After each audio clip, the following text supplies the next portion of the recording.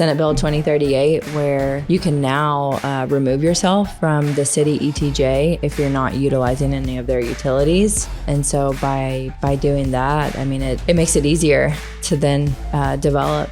It's funny you mentioned that. So there's going to be more regulations to allow the higher density, in particular, like smaller lot sizes, because I think the idea behind that was to essentially add more houses. That rule just enacted, I think, like January. It was this year for sure. Yeah, this year at the at the beginning of this year. And so I don't know yet how much of an effect it's had, but I think in the city of Austin, it's going to have houses are going to be built inside the city limits, because before that, almost all the development was outside the city limit.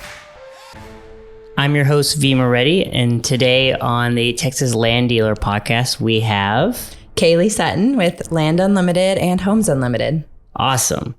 Oh yeah, I forgot about that new part that that was like a recent part of your division. 2 months ago. Okay, nice. So not only do you sell land, but you also sell homes as well. Yes, we do a little bit of everything. We want to be those Texas realtors that have the ability to help anybody, whatever stage of life they're in, whether they're like an investor wanting to buy a home, for rental income, or wanting to flip land.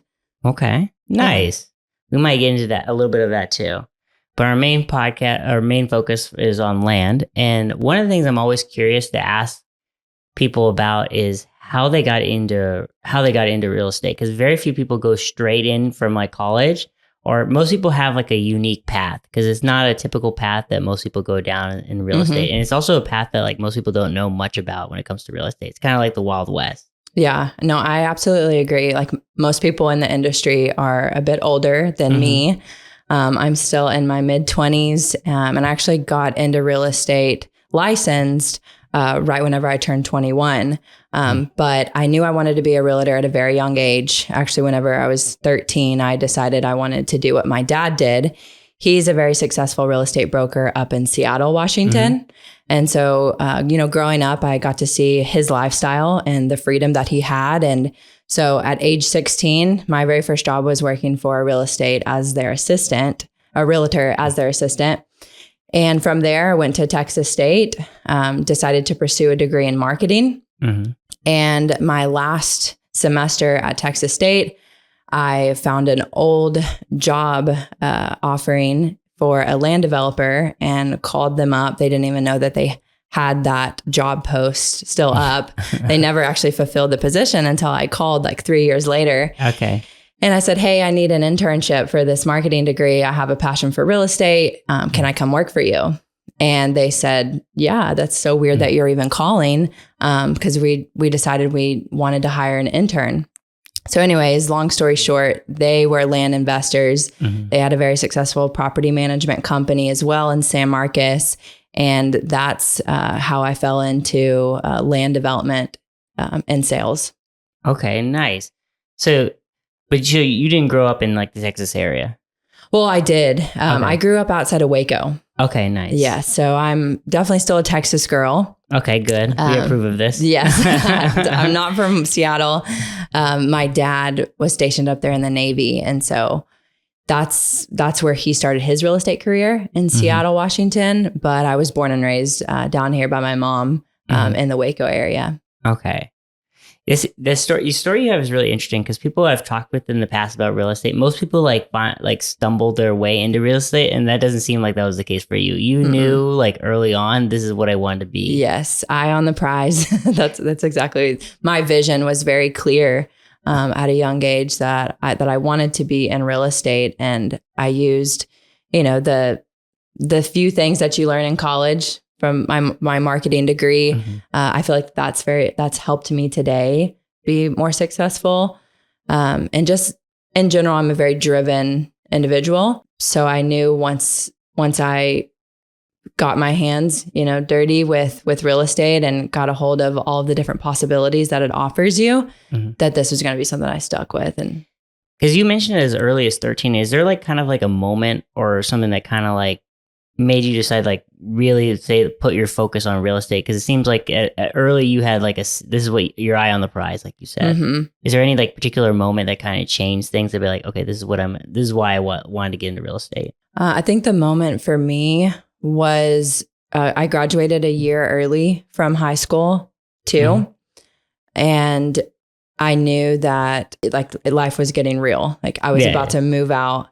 You know, you have to pay your own bills and everything. And I also was wanting to still have that same lifestyle of, you know, going shopping and being able to, you know, afford and the things that you want in life. And so that moment for me was just whenever the rubber met the road and it was time to decide on your career. Like you're graduating high school. You got to pick what you're going to do. Okay. No, that makes sense. Yeah. You got to figure things out. One thing I was interested too is like if you kind of knew that your focus was going to be more on the land side, because most people when they think of real estate, like 90% of people are going to think houses, right? But it seems like you've, especially in your brokerage, you're at least your first division has been in the land side. And what made you want to focus more on the land side? So that's true. I fell into that focus, and I say I fell into it because it kind of chose me. I didn't really choose it. It ended up being that way because of just the brokerage that I chose. I went for a more boutique niche brokerage, and so I was the only agent, and it was for a land developer. And so what they primarily would do was finding large parcels of land, cutting it up, and then they just gave me all of the lots to sell. And so I started marketing those. And then after that, I started getting that name, like the Texas Landlady. Texas Landlady. Okay, I'm glad that's a good segue into my next like kind of topic. Is so when it comes to like subdividing land, like for some of my listeners, they're not as well versed in like subdividing land. Like, why would you do that, and how does that make it more valuable? So the reason why they do it is it relates to economies of scale, or the knowledge of whenever you buy in bulk, you're going to get that better price. It's the same reason why, you know, if we go to the gas station, you're going to pay $3 for a bottle of water. Yeah. Or you can just go to H-E-B and buy 24 for $3. Yeah. And so it's the same concept with land. Whenever I first got into it, you could find land for $10,000 an acre. Yeah. And my very first subdivision was in Elgin. That property had a ton of road frontage. You could easily cut it up and turn that 100 acres. They turned it into 5-acre lots. Okay. And they, you know, back then you could get that 100 acres for $10,000 an acre. And then you were selling 5 acres for about $25,000 an acre. Okay. So you're doing that was a good deal. Yeah.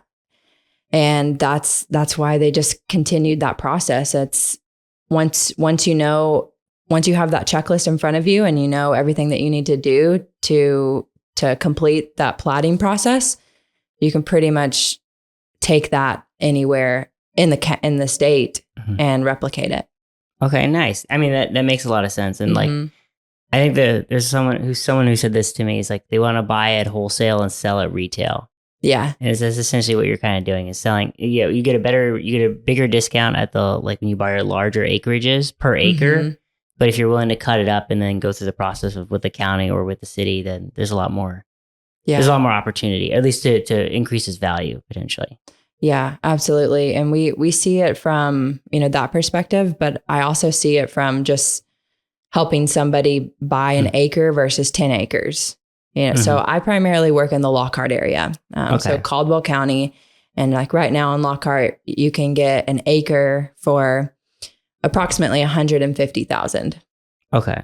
Or if you're willing to stretch your budget a little bit, you can get 10 acres for $250,000. So for $100,000 more, you're getting an additional 9 acres, and you're only paying $25,000 per acre versus $150,000 per acre. So it's just any way you look at it, it's better to buy more if you can. And then you have to have you have to have someone like yourself who has got the skills or has the knowledge of like how to go and like subdivide it up. And that might be, and what kind of steps would you kind of take? Would you like talk with the county? Would you talk with the city? What are the kind of steps to like, how easy is it to subdivide?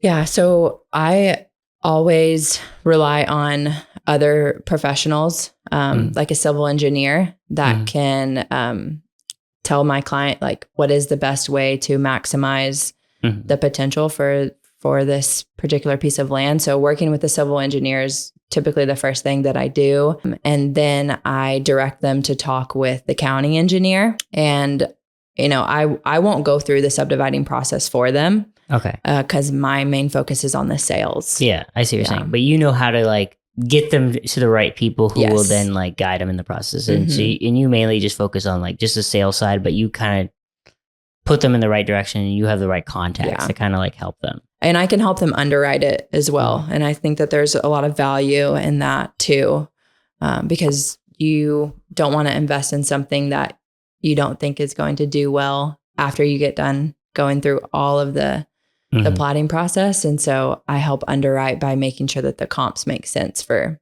those future lots. Yeah, because they have it when they buy the land, they have that purpose of like doing this dividing. So they got to make sure like that you have to, because you're going to probably be the person to help them sell it. Because if you help them buy, and there's a good chance they're going to want you to help them sell it. Right. Exactly. Yeah. So that's how I've started to structure the business. So at Land Unlimited, we now have 6 agents that I'm responsible for. I'm not the broker of record. Okay. But that's Land Unlimited is my company. I own it, and I founded it in March of last year. Okay.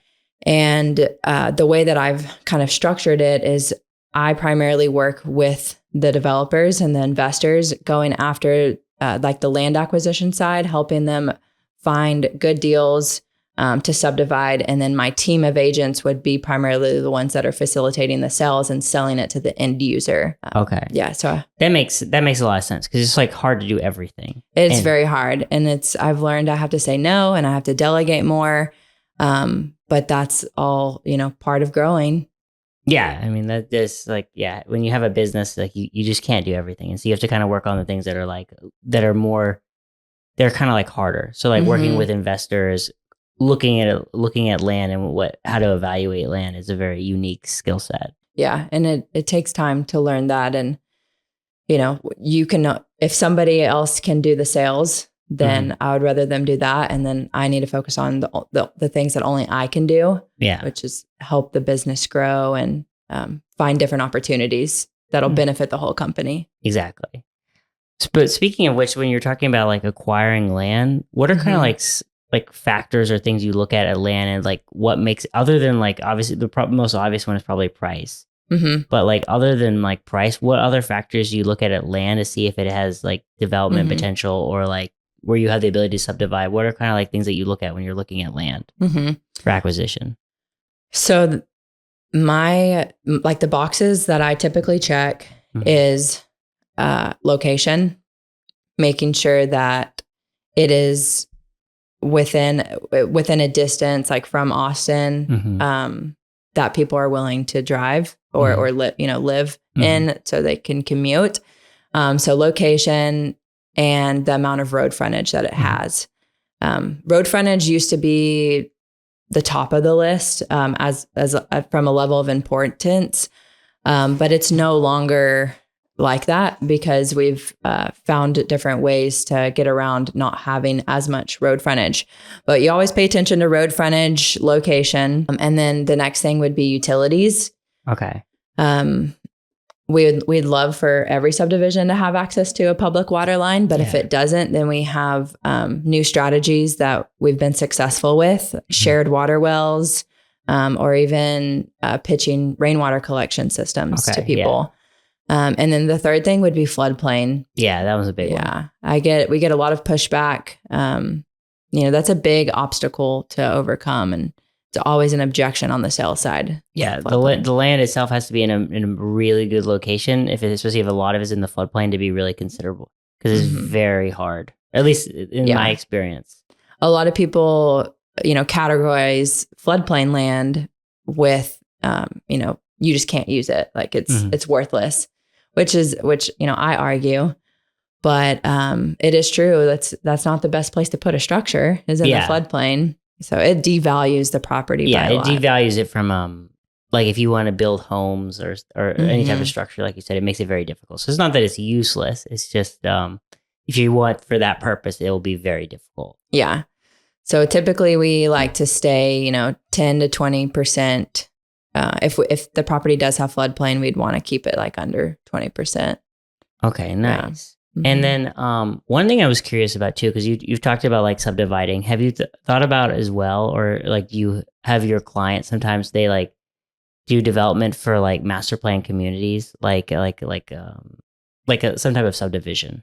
Yeah, absolutely. So I'm working with a couple of master plan developers right now. We just closed on 141 acres in Lockhart. They plan on build. That's going to be phase one of 2 phases, and that's really going to change the dynamic of Lockhart because they plan on putting a new hospital, more retail, more homes. So I am heavily involved with finding land for master developers, but also home builders. So, I have a relationship with D.R. Horton and, other builders of that magnitude that are all looking for properties to develop. And that's one thing that I really enjoy doing. And a couple of my listings is helping the landowner achieve maximum value through selling it to somebody that can make sense of, 50, 60,000 per acre because they're going to, bring wastewater to the site and ultimately put more than just one home per acre.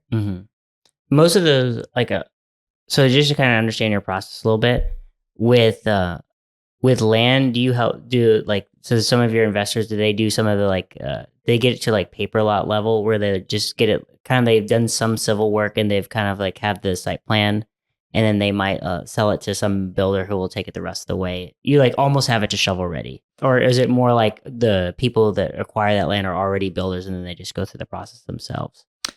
So I've seen it happen both ways, depending on whose best interest that I have in mind. Like if it's a landowner, then before we list that property, we may get like a concept plan drawn to try to pitch that idea of what is the highest and best use of that land. But most of the time, it just really depends, because I've done it both ways. But I feel like most of the time it's that paper lot phase. Yeah, because site plan is just more of a like, here's what it looks like. And then having civil engineers and then coming up with all the drawings is another animal in and of itself. But if you can get it almost to like shovel ready, I think home builders, they definitely value that. Yeah, they absolutely do. And most of the time, I mean, the properties that I'm dealing with are rural. So they're going to be outside city limits.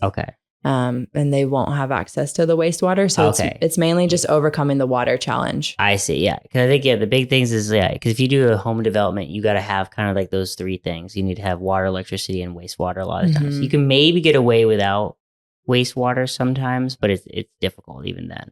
Yeah. Because there's different rules with like septic, and if you go the septic route as well. Yeah, exactly. D.R. Horton's actually doing a neighborhood called Heartland Ranch in Lockhart, and it's like the first one that I've seen them do on septic. So that was very refreshing to see that you can make such like a high dense neighborhood work they're doing it off of septic. So from my understanding, or at least in the past, like it's either been like each lot has to either be an acre, or sometimes I think it's been changing to like half an acre. I don't know. In some counties. Yeah. It depends on which counties.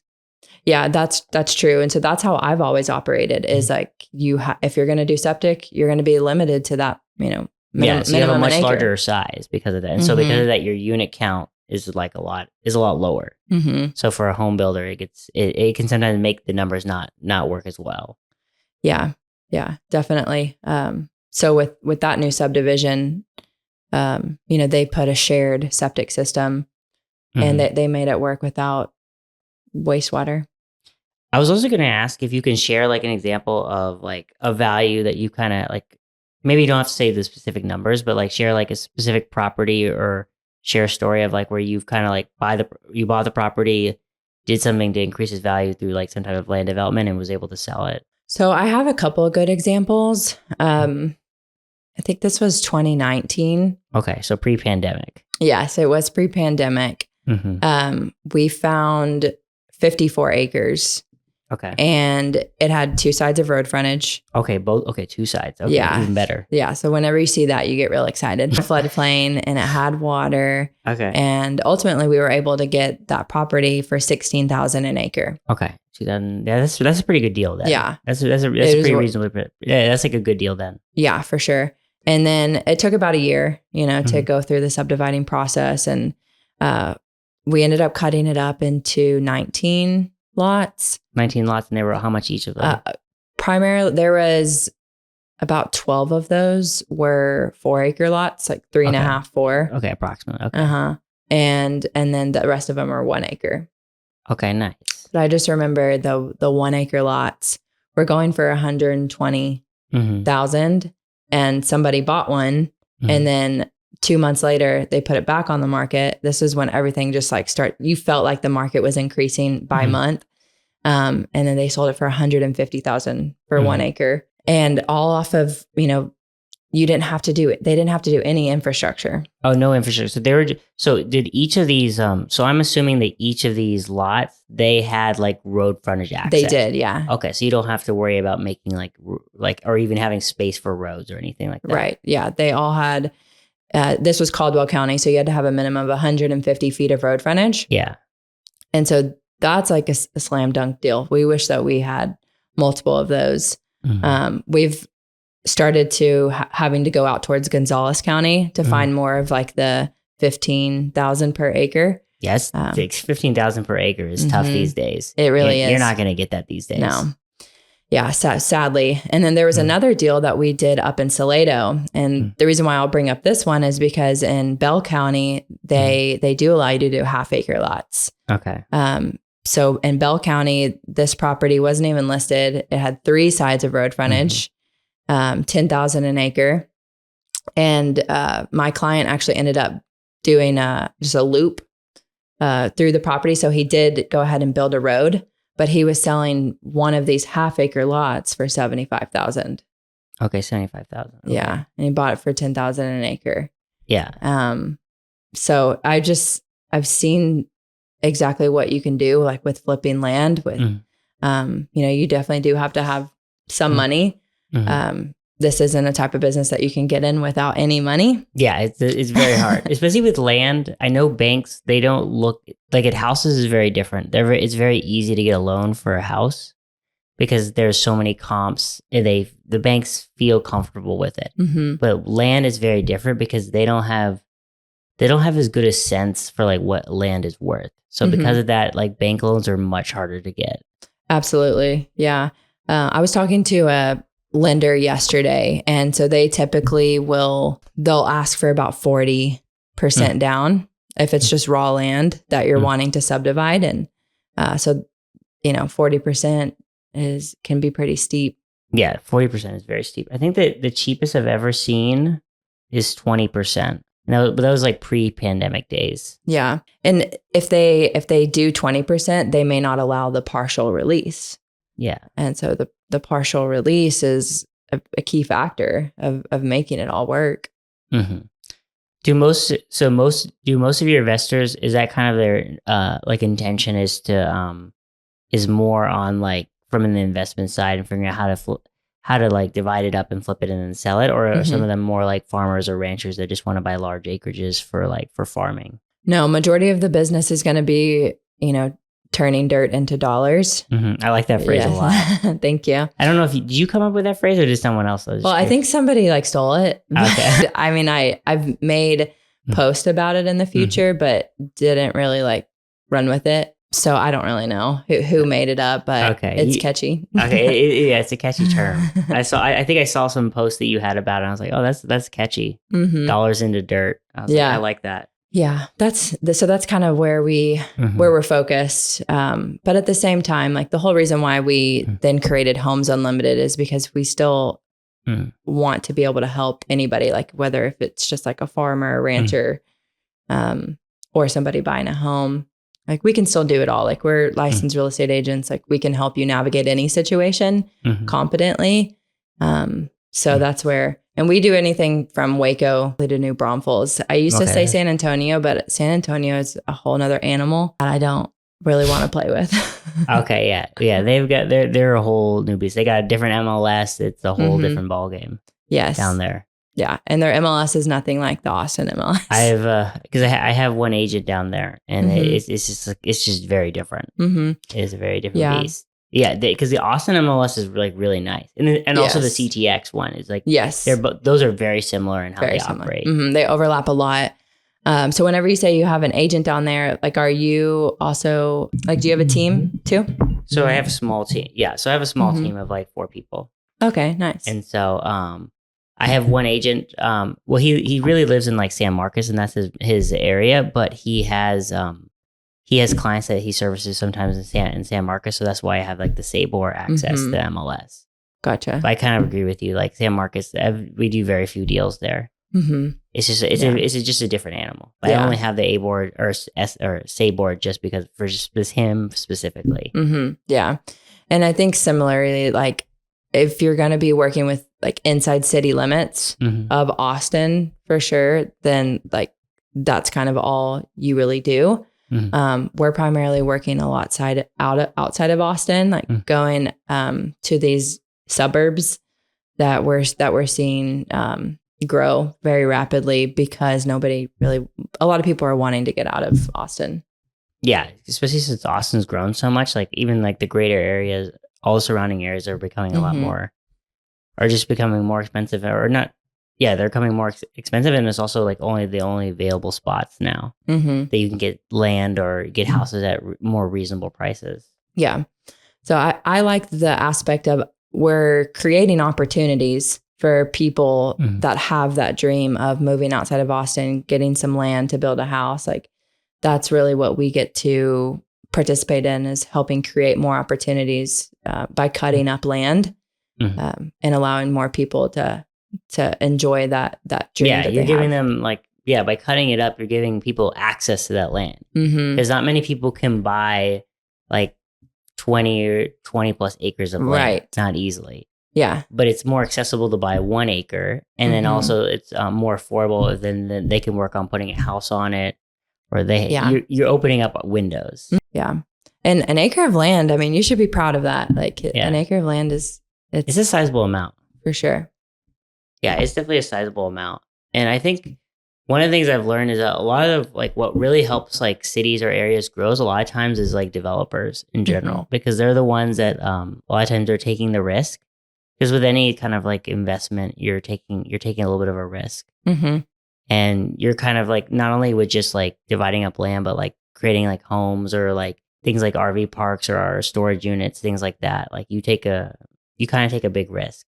Yeah. And so a lot of like development is through like that drives like city growth a lot of times is land developers. So it's definitely like, even though like the goal is to like, I guess, create money, but it's also to like create opportunities for other people and like give people like access to things that that didn't even exist before. Yeah, absolutely. It's all for, growing a community. And that's why I really like being able to help these landowners too. Like that's their legacy whenever they're selling their land, and creating generational wealth for them it's a very fulfilling part of what I get to do too. Like the land that we're selling, to D.R. Horton, like that's going to result in, these families being well off for the rest of their life. Yeah.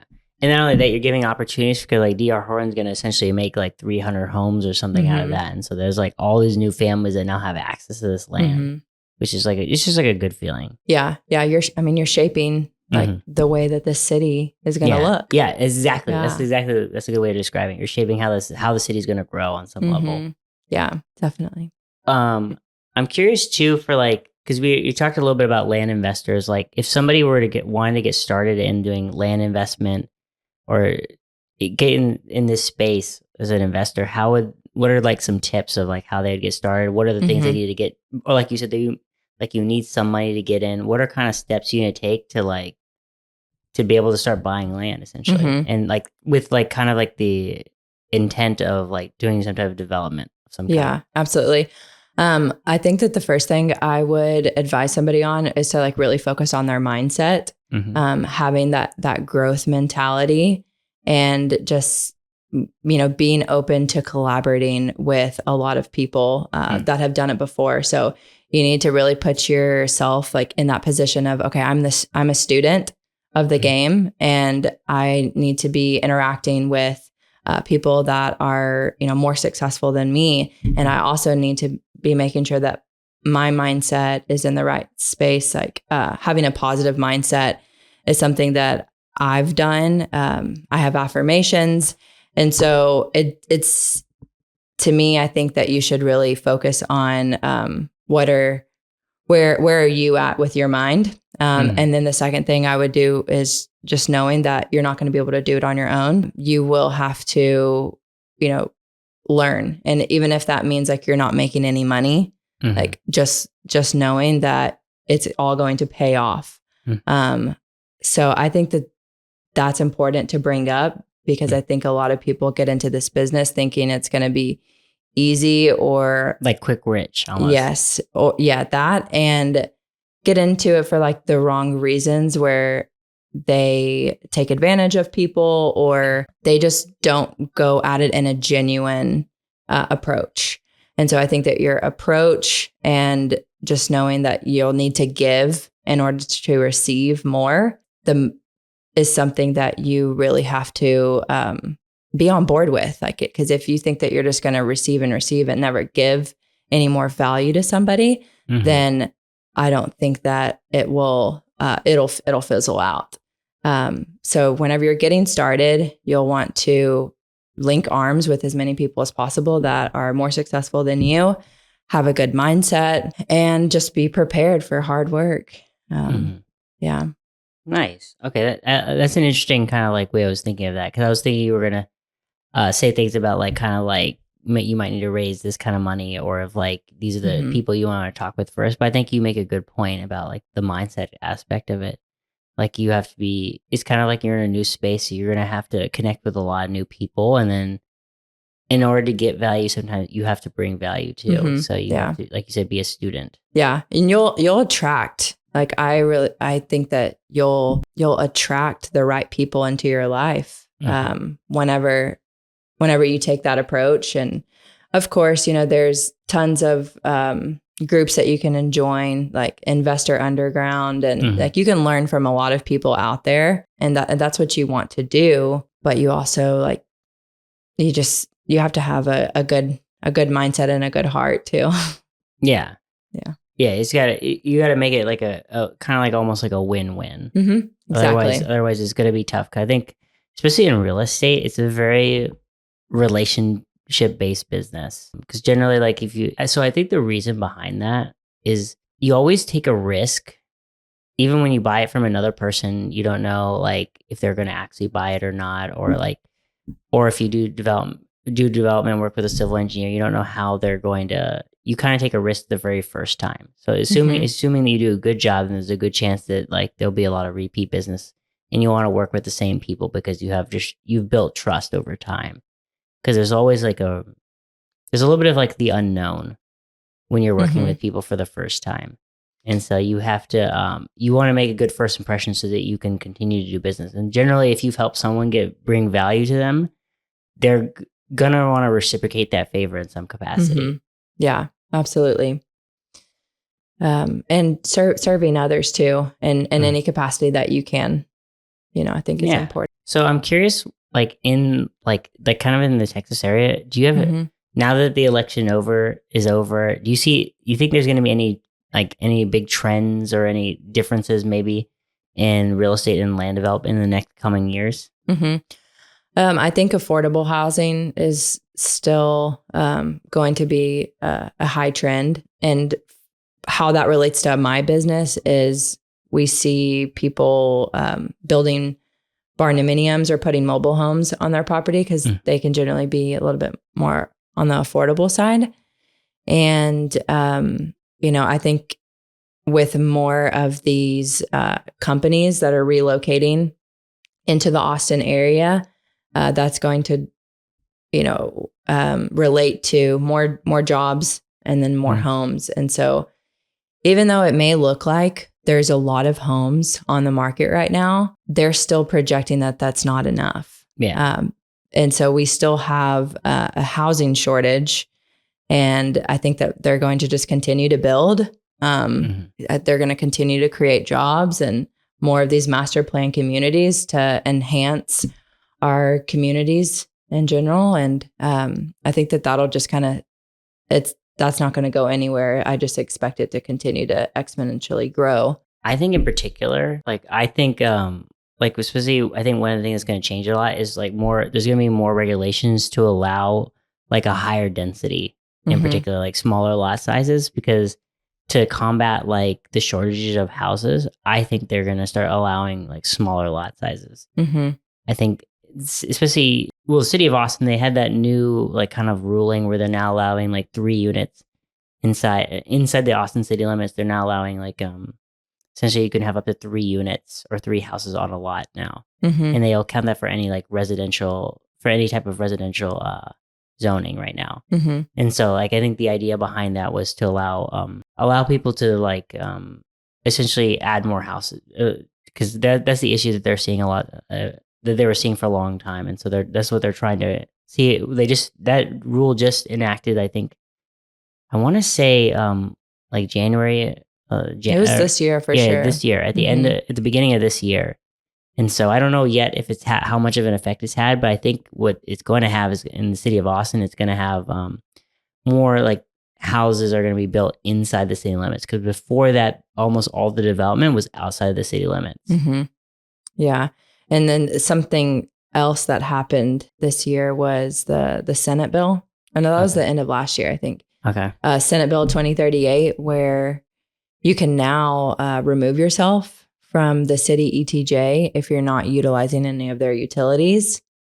And so by doing that, I mean, it makes it easier to then develop, It's funny you mentioned that, because I know so I grew up in the Westlake area in Austin, and they just annexed themselves out of, or de-annexed themselves out of the Austin city limits, because they weren't taking advantage of the utilities and whatnot. And so they just decided we're not getting any advantages, but we have to pay taxes, and so we might as well get out.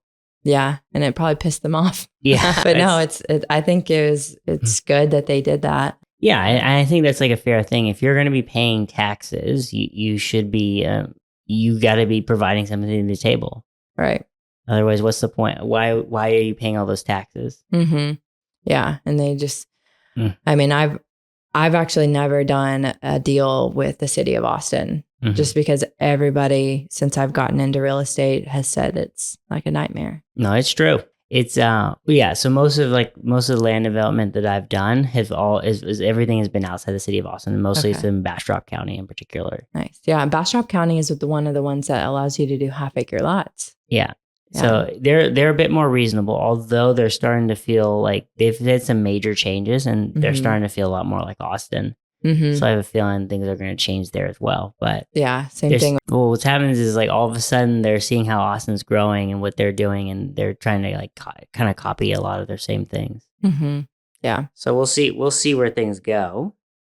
I got a few more questions before we wrap things up. I don't want to take too much more of your time. I'm curious if there's a dream project that you're kind of hoping is your kind of your next goal, in terms of if there's some type of development type of project that you want to do next, or you're looking forward to trying to do. So with me, the last 7 years that I've been in real estate, I've always been on the sales side, where I've been, because I found this property that achieved, somebody else's land development goals. And I want to be the one that really cuts my teeth with doing my own project. So my dream right now is to find, nothing big, maybe 10 to 20 acres that I can cut up and go through that process myself so that I can, learn more. So it's to create my own subdivision. Yeah. And you've now seen enough people do it. Now it's kind of and plus as working in real estate, you don't have a pension plan, you don't have a retirement plan. So you gotta make it yourself. Right. Yeah. And what a lot of the investors that I work with, they owner finance. So, it's good to sell a couple of them cash and just pay whatever you owe, but then turn around and, I mean, we're selling these lots, for a premium on the price at 12% interest. And, so you're doing seller finance at 12% interest. Yeah. That's pretty high. Yeah, it is high. But you're allowing someone an opportunity that they wouldn't otherwise be able to do. Right, exactly. And they can, pay it off whenever or refinance it. But typically we're able to achieve 12% interest rates. And in the past, that hasn't been difficult to do. We have been struggling this year with achieving the 12% interest. But like you said, it's kind of just, it is, if they want to buy land and they can't go through the bank, there's that opportunity. Is an option for them. And I like that aspect of it versus owning rental properties. Oh, 100%. I own a couple rental properties right now, and I would do anything to be done with them. And then owner finance land. I'm not responsible for the taxes anymore. I'm not responsible for the repairs. And that's what exactly like what you said, like that's your mailbox money. Yeah, I think, in particular, I've learned because I still have one other rental house. It's that there's a lot more to it. And with land, if you know how to, I think it's just the rental business, it's a very competitive business because everyone knows so much about it. And what makes land different is like there's not that much of it for sale.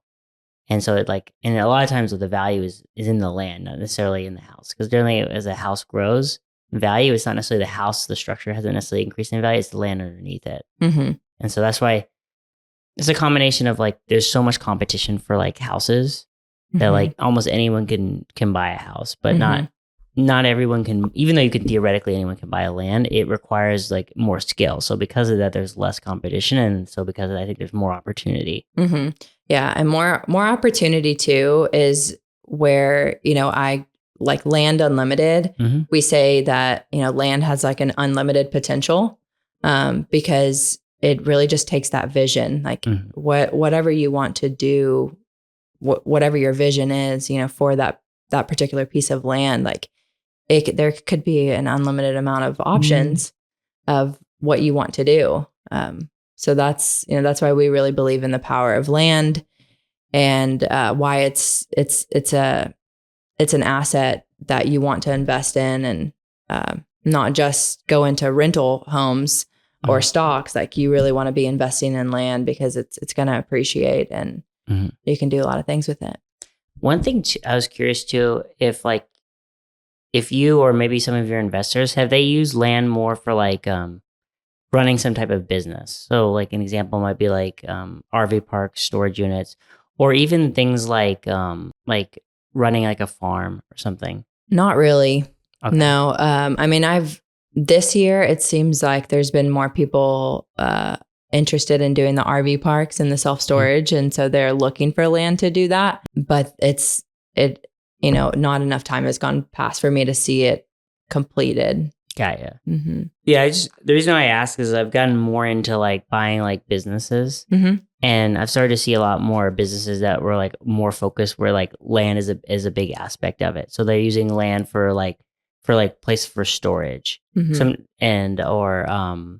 things growing, having a goat farm. Surprisingly, is there's been an interest. There's a video I watched from Cody Sanchez. I don't know if you've heard I know of her. Cody. Yeah, so she's big on business buying, and she had a video about how to use land and what you would do with land if you bought it to for business, she talks about glamping sites where people also rent out land for people to go camping and stuff like that. So I was just curious if you had seen any type of people that were focused in that area. No, not really. And whenever you're buying large parcels of land, most of the time they'll be ag exempt. And even then there's really no money that's really traded. It's just more of that benefit of letting somebody run cattle on your property to keep your property taxes low.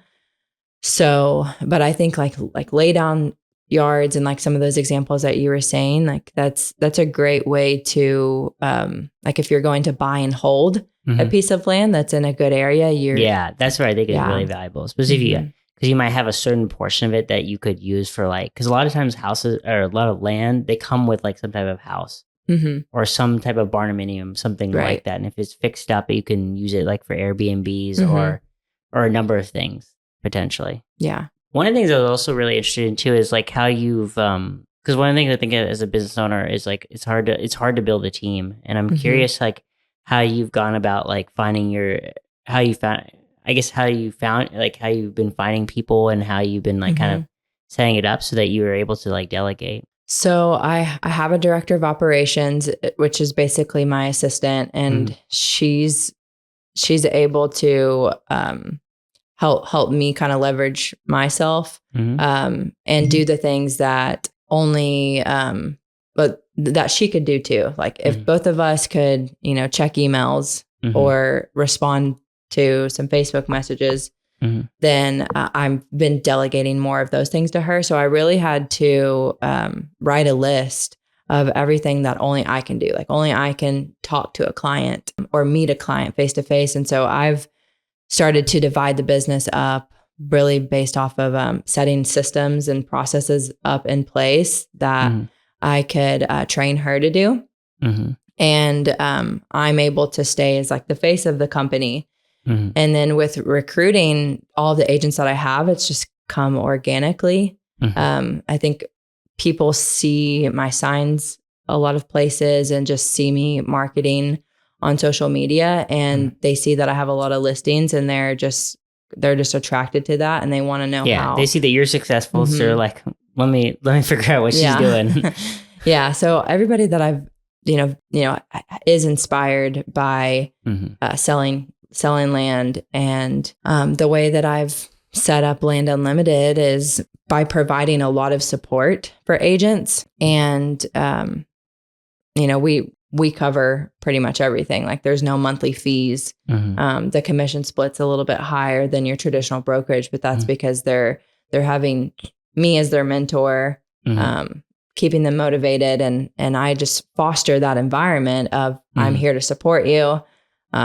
We're a very collaborative team, and then pretty much everything's covered as far as like pictures and mark. Okay, so you do a lot of so you take care of a lot of the legwork so that they can focus on just like they don't have to worry about spending necessarily their own money. They're more focused on like getting listings, and then either getting listings or like figuring out how to sell a property. Yeah. And you take care of all like most of the marketing expenses. Yeah, I call it the IPAs, like the income producing activities. And so I instill that into them that, your income producing activities is communication with clients, and, which involves like showings. And so I try to take away a lot of the paperwork aspect or the marketing aspect so that they can focus on the communication aspect. Yeah.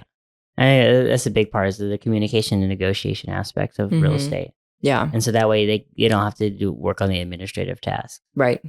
Okay. Yeah. So it's been working, it's definitely not easy. And then now with becoming a new mom, it's just something else that you have to balance. But I'm very grateful, for the way that the business is growing and just where we're headed, with being like less than 2 years old, the amount of sales that we've done and, is really impressive. I'm really happy. I see a lot of your social media posts, and I'm like, man, she's working hard. Like you have like a whole team of people from like, not only just from the, like your staff in terms of like selling land, but also like your marketing aspects. Like you're posting things often on LinkedIn. It's like, just like us, she's going places. Yeah. And like right now I'm doubling down. Like I'm trying to invest more. Like whenever, some people may be pulling back and cutting expensive, I'm about to hire another office admin so that we can just continue to grow more. And so I think that you just have to run towards whatever's uncomfortable for you. And owning your own business and running a team is very uncomfortable. But if you're running away from it, you're not going to grow. So I've learned that if you're wanting to grow, like you have to run towards whatever is uncomfortable and really just like double down and invest more, because it'll all be worth it. You have a really like interesting mindset. And I'm just curious if like, was this something that like you learned from like maybe another mentor, or is this something that you've kind of like learned like on your own over like time? I definitely can't. Especially when you're talking about like systems and like kind of like the mindset. I've noticed you said that a couple of times throughout, so I'm curious. Yeah. So I did have a business coach. I had a guy my very first year in real estate.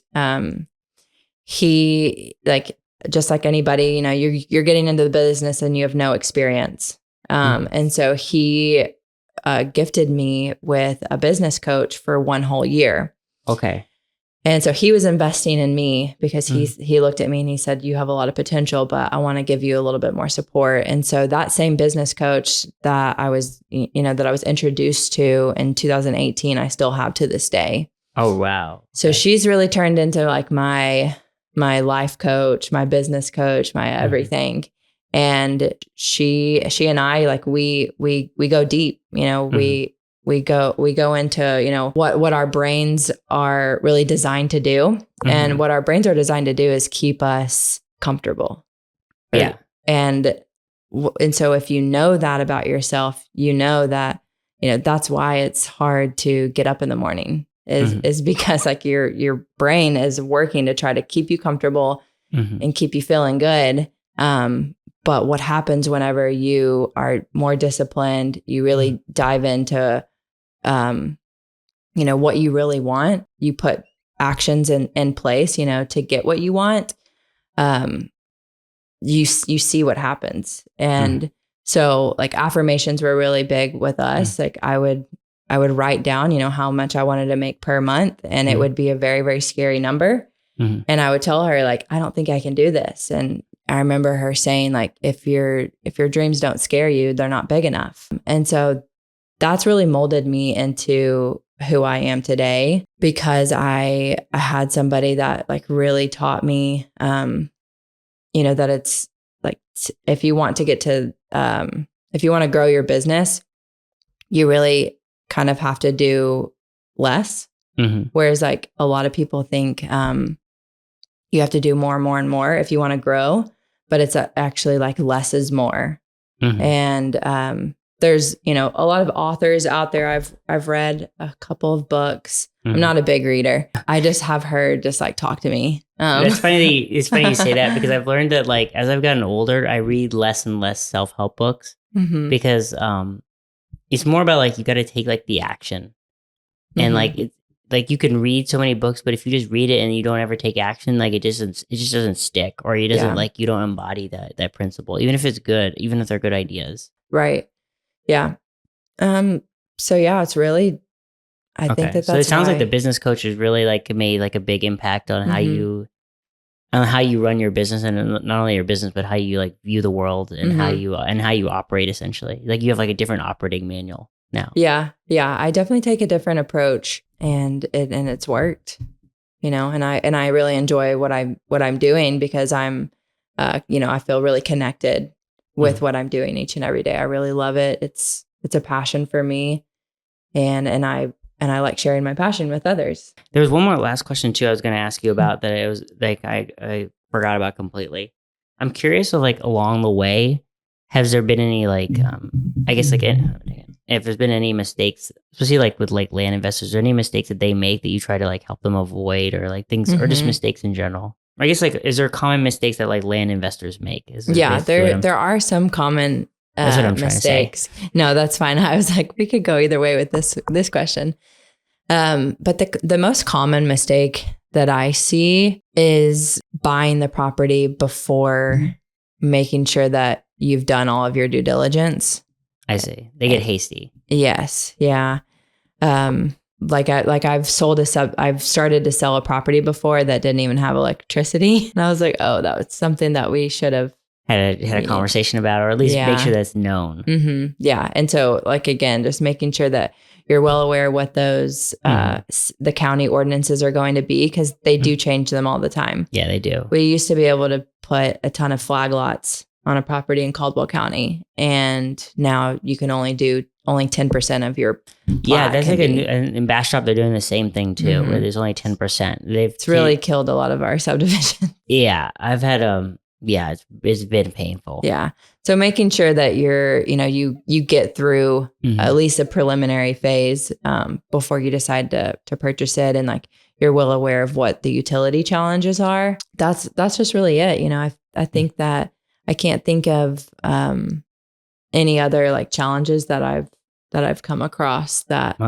you know, it was a great decision to go out on my own and create my Is there any mistakes, I guess, as well, in terms of like, or anything, or not necessarily mistakes, but anything you've learned, like kind of like starting your own business? Because I'm sure there's a big change from like when you were working for a developer before. Just knowing that you're going to be investing a lot of money and your own time and resources up front before you may see a profit, and that's okay. Like nobody starts out and makes $1 million in revenue right off the bat. But whenever you are going out on your own, like you're footing the bill for everything, like all the subscription fees and they add up. Mm-hmm, they do. My mom always says it's the cost of tuition to learn. It's like, and sometimes it may not be formal school, but you're definitely learning and you're definitely going to pay for it. Yeah. At least at the beginning. Right. Yes. And it's, you know, cost of advertising too. Like for land.com, you know, we want to make sure all of our land is on land.com, and that's like $2,000 a month just alone right there. So it can get expensive, and, you know, it can get really hard and seem daunting at first, but you just have to trust the process and just know that, you know, there are cycles in real estate, and some are going to be better than others. Nice. Yeah. Okay. Well, I think that's all the questions I have. But if people like want to reach out to you, whether people who like want to work with you in some capacity as like investors, or even people who might want to join you next, what's like the best way for like people to get in touch with you or like to work with you in some capacity? Yeah. I'm always available on my phone. So I don't have like a separation between like, you don't have a work number and a personal number. I don't. So I just always give people my cell phone number. You know, I'm the type of person that I'm going to respond at any time unless I just don't have my phone. And so like my cell phone, should I say it? Or well, what we'll do is we'll include it in the cool. That's what I figured. In the YouTube notes. And then you also have, obviously you have your website and you're on Instagram as well. But those you should share. And I'll make sure to include those in the show notes. It's like landunlimited.com or am I right. Yeah. And then my personal one is just Kaylee Sells TX. Okay. But yeah, I mean, I'm all over social media. Yeah, because you're on LinkedIn, you're on Instagram. She's active on her cell phone. And then you got a website, Land Unlimited. Yeah. The best way to reach me is to just call or text. And, you know, I'm the type of person that even answers the calls I don't know, you know? So she's a great person if you want to cold call or do a sales call too. Yeah. She'll pick up. Yeah. She may not be happy, but she'll pick up. Definitely always pick up. Okay. Well, I think that's it. Yeah. Well, thanks so much for having me today. And, you know, we're really looking forward to just seeing how we can be a benefit to one another. Yeah. And hopefully in some world, we'll like do some type of business in some capacity in the near future. Yeah, absolutely. Always here to grow. Okay. Well, thank you. Appreciate it. Nice work. Absolutely. Thank you.